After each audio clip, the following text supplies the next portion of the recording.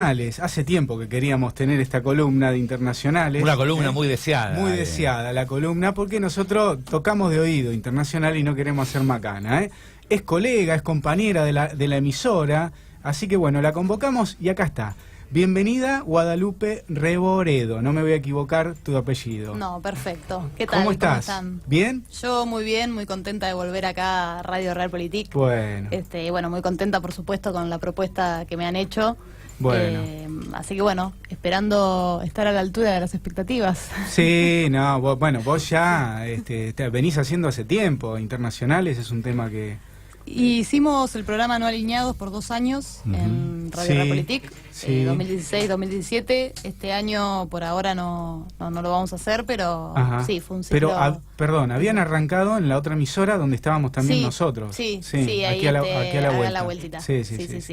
Así Sí, que bueno. Ahí y bueno, después seguimos acá en Estudio 48 y bueno, tuvo bueno, y la verdad que también me llamó la atención el interés por los temas internacionales. Sí, claro. La verdad es que el programa tuvo repercusión, tuvo oyentes. Me parece que está bueno, sobre todo porque a veces pensamos que son temas que no tienen nada que ver con nosotros y en realidad todo se conecta. Así que ese es un poco el potencial. No, ni hablar. Aparte, a veces para entender un poco lo que pasa aquí, el movimiento del gobierno nacional, ¿no? Y de algunos provinciales, sobre todo el nacional, hay que entender también lo que pasa afuera, ¿no? Sí, eso totalmente. Es fundamental. Bueno, ¿de qué nos vas a hablar hoy, Guadalupe?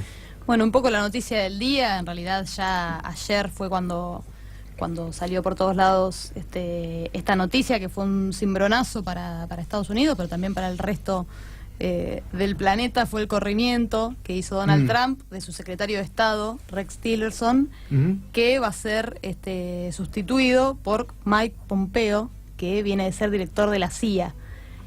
¿Cómo se llama? Discúlpame. Mike Pompeo. Pompeo. Sí, lo castellanicé. Bien. a Pompeo, exdirector de la CIA y del Tea Party, que podemos decir que es el ala más conservadora dentro de los republicanos, es decir, ya dentro de los conservadores. ¿Y por qué digo que fue? Es decir, Trump hasta ahora ha removido aproximadamente al 43% de su gabinete. 43. Sí, lo cual es muy inusual para Estados Unidos en tan poco tiempo y un año y pico. Un año no llega, y moneda. Sí, no llega a Y los Guadalupe, 2 años. este corrimiento así tan colectivo de la mitad de su gabinete, ¿es porque se lo habían impuesto y ahora está poniendo las piezas que a él le parecen más adecuadas o simplemente se debe a una dinámica propia de Estados Unidos? Yo creo que quizá puede ser al revés de lo que vos estás diciendo, que quizás Donald Trump quiso hacer su gabinete y que ahora le imponen la línea más dura, porque no hay que olvidarnos, es decir, este personaje que sale, esta persona, ¿no?, que es Donald Trump, sale del ámbito empresarial, se mete en la política y si bien muchas de sus declaraciones xenófobas, muy duras, machistas y demás, también tenía otras declaraciones que hacían un poco de ruido, incluso se lo comparó con el populismo, o sea, algo que yo creo que está errado, pero me parece que ese margen de acción que por ahí dejaba entrever Trump, que era un poco más interesante, es ahora el que le están restringiendo.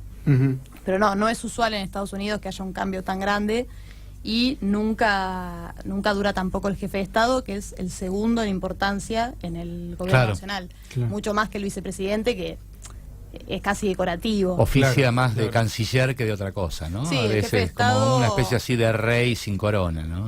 Maneja las relaciones con el resto del globo. Lo hemos visto en la serie House of Cards, donde el personaje principal lo que quiere es ser jefe de Estado porque está casi, te diría, a la par con el presidente en el... Claro, Al Gore era el claro ejemplo, ¿no? De esto, este rey sin corona que iba por todos lados proponiendo amor y paz y medio ambiente limpio, ¿no? Sí, de manejar los hilos. Ahora bien, bueno, por un lado, un dato interesante es que en la CIA va a quedar ahora a cargo de una mujer, por primera vez, de Gina Haspel. Es interesante a nivel simbólico, cultural, pero no por eso, que es algo que a mí me gusta remarcar cuando hacemos análisis internacional, quiere decir que ahora la CIA se izquierdizó, por así decirlo. O se hizo feminista. O se hizo feminista, no quiere decir ninguna de las dos cosas. Sí, de todas maneras es un dato llamativo y para celebrar en un punto que sea una mujer quien está a cargo de la CIA, pero no quiere decir que la CIA ahora... Que va a ser buena. Claro, que va a cambiar su orientación, no, Claro, de hecho claro. está reconocida por ser muy dura, Claro, claro. por haber incluso probado nuevos métodos de tortura en Ujú. Guantánamo, eso es lo que... digamos, Bueno, lo mismo circula. pasó en el FMI y no cambió nada. Totalmente. Pero bueno, es un poco un dato que no quería dejar de resaltar. Ahora bien, Rex Tillerson tampoco era una persona sin ningún tipo de respaldo. Era alguien que venía de ExxonMobil, que venía de ser director ejecutivo, muy pesado, que ya tenía sus redes tejidas Ujú. a nivel internacional, pero que con Trump, o más que con Trump, para despersonalizar un poco, con cierta ala del Partido Republicano, como el Tea Party, tenían diferencias en temas claves como Corea del Norte y el pacto con Irán. Ajá. Yo diría que pesa mucho más en este momento lo que es el pacto con Irán Ujú. y la relación de Estados Unidos con Israel, que cambió mucho desde Obama hasta ahora. Recordemos que en el 2015 Barack Obama firmó un tratado con Irán que a gran parte del Partido Republicano le cayó muy mal, que era aplacar un poco esta mala relación que vienen teniendo desde el año 1979, cuando se produce la Revolución Sí. iraní, y es visto como el principal enemigo de Estados Unidos. Recordemos que Irán no solo que está ubicado, o sea, en un punto estratégico del mapa, Claro, sobre el petróleo del mundo, ¿no? el petróleo del mundo, y además en el medio de una región muy conflictiva, Claro. y sí, muy rica en recursos naturales. Claro. Obama firmó un tratado que les imponía ciertas pautas en el desarrollo nuclear a Irán, puntualmente restringía lo que era el desarrollo nuclear de Irán, a cambio de que se quitaran ciertas sanciones económicas que no permitían el crecimiento de Irán en la región y con el resto del mundo. Eso estuvo muy mal visto no solo por el Partido Republicano, sino fundamentalmente por Israel, Ujú. que históricamente ha estado aliado o mucho más cerca del Partido Republicano. Claro. De hecho, cuando Obama firmó este tratado en el 2015, podríamos decir en términos personales que se pelea a muerte con Netanyahu, con el primer ministro mira. israelí. ¿Por qué digo yo que la clave para mí de este corrimiento es Irán? Porque hace una semana, ayer hacía exactamente una semana que Netanyahu había visitado a Trump en la Casa Blanca.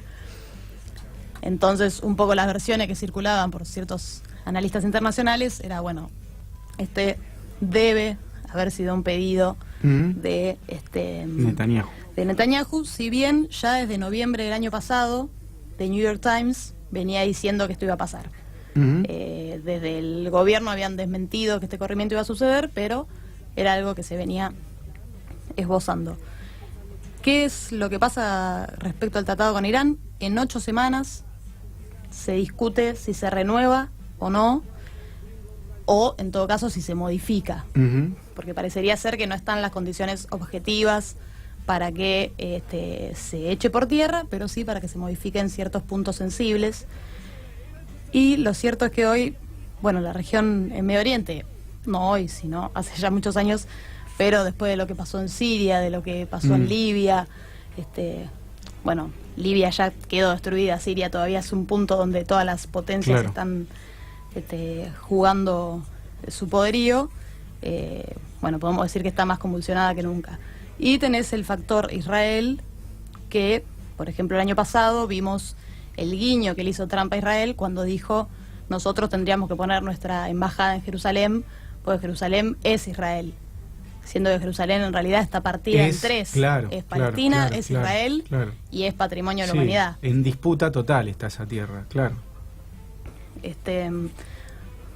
Con respecto a la necesidad de que Irán avance o no, de que la zona se pacifique o no, hay distintas teorías. Ujú.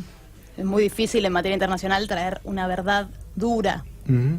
Lo cierto es que ya desde los años 50, una idea de panarabismo, como podríamos decir acá, América Latina Unida, por hacerte un paralelismo, Sí. existe también en Medio Oriente y sería una zona fuertísima a nivel mundial. Entonces el Claro. conflicto en Medio Oriente, le conviene a muchos, por así decirlo. Así como si América Latina se uniera sería una potencia increíble, lo mismo ocurre en Medio Oriente. Israel, además, sueña, por así decirlo, con esa gran nación que no tiene que ver, también este es un tema sensible y por ahí hay que buscar siempre las palabras indicadas, pero con una cuestión puntual religiosa. Porque una cosa es el judaísmo y otra cosa distinta es el sionismo. Claro. Y cada uno tiene su propio proyecto, uno mucho más que ver con lo religioso, con la teología, y otro mucho más más duro en términos de política y de política exterior. Igual, a medida que pasa el tiempo, hay más territorio que va tomando Israel. Que va tomando Israel y es parte de su proyecto, y por eso también ven con tan buenos ojos a Trump, dándoles el visto bueno, poder seguir tomando territorio y así también rompiendo, por así decirlo, relaciones entre otros países de Medio Oriente. Para no tampoco enloquecernos, hoy esta va a ser una columna de a semanal. Poco vamos a ir. Sí, muy, muy contenta de eso, y vamos a desarrollar ciertos temas para decir a grandes rasgos por qué quizás a nosotros como Argentina o como Latinoamérica nos podría llegar a interesar que en Norteamérica... Bueno, lo que está ocurriendo hoy a nivel global es que siguen en tensión todas las fuerzas, y sobre todo sigue en tensión el proyecto ultraconservador y unilateral estadounidense con el multipolarismo, que es lo que estamos viendo hoy. Es decir, todavía no hay una hegemonía como había en los años 90. Y estos cambios y esta necesidad bélica de Estados Unidos, de endurecerse con Irán, de endurecerse con Corea del Norte, de recibir respuestas por Rusia, nos empieza a dejar, o mejor dicho, nos sigue dejando un mapa muy conflictivo, donde como región latinoamericana seguimos pudiendo asomar la cabeza. Si bien estamos complicados, o si bien se dio un viraje en lo que venían siendo gobiernos progresistas, que cada uno podrá tener su mirada con lo que está pasando actualmente, pero lo cierto es que el mundo sigue en tensión, no hay un claro ganador, no es Estados Unidos el ganador como sí era en los años 90. Sigue todo en tensión y tenemos un mundo multipolar. ¿Queda un minutito o estamos...? Sí, yo quería enganchar con este tema, porque tengo una duda. ¿A partir de cuándo Rusia empieza a ser un jugador fuerte nuevamente? Porque a mí me quedó Gorbachev, me quedó la caída de Rusia, y me quedó como que la imagen de que Estados Unidos era el que jugaba fuerte junto con Alemania y otros. Pero ¿cuándo Rusia empieza a resurgir y a tener esta fortaleza? Y mira, Putin asume en el 99. Habría que hacer quizás un desarrollo... 10 años después de la caída del muro. 10 años después de la caída del muro, y ahí comienza a darse un proceso que... Con Putin empieza. Pero además en donde las tensiones en Estados Unidos entre la línea conservadora y la globalista, podríamos decir que la globalista representaría más a los demócratas, la conservadora más al Partido Republicano, empieza a volar por los aires, por así decirlo. Cada proyecto, es decir, ambos proyectos son imperialistas, pero a su manera. Por ejemplo, los globalistas querían el tratado del Pacífico, que se echó por tierra, y los conservadores una línea mucho más centrada, es decir, en vez de tener el poder repartido, el poder concentrado en Estados Unidos. Mientras comienza a hacer ruido todo esto en Estados Unidos, es que empieza a elevarse Rusia. Es decir, no es que Rusia levanta solo. Por una propia crisis interna. Por una crisis interna estadounidense, recordemos el rechazo que terminó generando George Bush, a su vez también comienza a emerger China, pero podría decir que más por un error o por las internas tan fuertes estadounidenses, que sin desconocer el liderazgo de Putin y cómo trató, con distintas... De hecho, hoy por hoy dicen que tiene alrededor de un 80% de aceptación. Mira.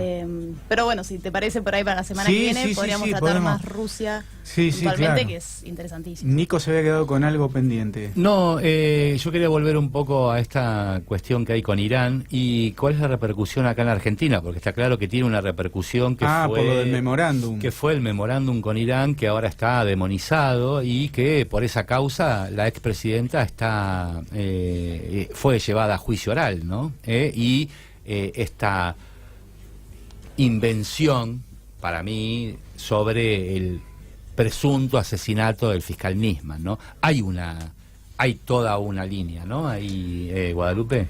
Hay una clara línea, sobre todo, quizá la más fácil de divisar es la línea simbólica. Por ejemplo, te digo, en el 2012, en Estados Unidos, a fines del 2012, se sancionó una ley para evitar la influencia de Irán en América Latina. Ese mismo año, o en realidad en febrero del 2013, gana el Oscar la película Argo, sobre la revolución iraní en el 79. Y si no me equivoco fue en el 2015, la muerte de Nisman. Nisman muere en enero de 2015. Claro, En enero, a principios de 2015.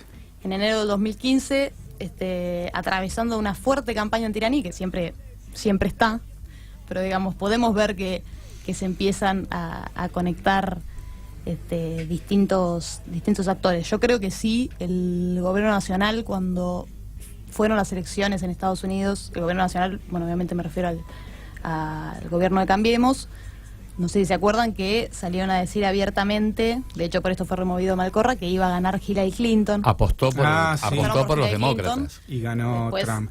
Ya fue corrida y tratan también de congraciarse con esta nueva gestión, porque por ejemplo apostaban al tratado de la Alianza Pacífico, que se cayó y demás. Sí. Entonces también endurecerse desde Argentina con la República Islámica de Irán, bueno, en parte Es también un gesto hacia Trump, no solo hacia ¿no? Trump, sino Israel, que recordemos, por ejemplo, Patricia Bullrich tiene lazos muy fuertes, le compra las armas a Israel, Claro. entre otras cosas. Bien. Guadalupe, ¿estamos? Estamos. Bueno, ¿ustedes les muy parece? bien, interesante, ¿eh? Muy interesante, Vamos a tener, emocionante. la verdad que una columna muy rica para escuchar. El mundo es re interesante y además sí. Guadalupe lo cuenta muy bien y eso de establecer relaciones entre lo global y lo regional, ¿no? Lo que pasa en el mundo, siempre, como vos dijiste, Ale, tiene repercusiones en cada uno de nosotros. Hay una frase que me quedó siempre que estudiaba, una la escucha, todo tiene que ver con todo. Lo dijo Panchivani. Sí, bueno, pero viste, se circula la frase, así Hoy, que bueno. Un párrafo cortito. Dale. Hoy decía en la sesión el diputado Fernando Espinosa que Trump está en sus antípodas obviamente, pero destacaba que tiene una política proteccionista, en diferencia de lo que hace Macri. Claro, Pero bueno, para aclarar, para agregar qué importante es las relaciones internacionales. Claro. Bueno, Guadalupe, ¿cómo se ha sentido? Muy bien, ¿Cómoda? muy bien, la verdad, muy cómoda. Además, todos los temas siempre abren miles de otras preguntas, aristas y ya tengo claro, ganas de preparar de todo. preparar para la semana que viene. Bueno, Así que entonces, no, muy bien. los miércoles, alrededor de las 15 horas, va a estar aquí en Te la Debo, por Radio Realpolitik.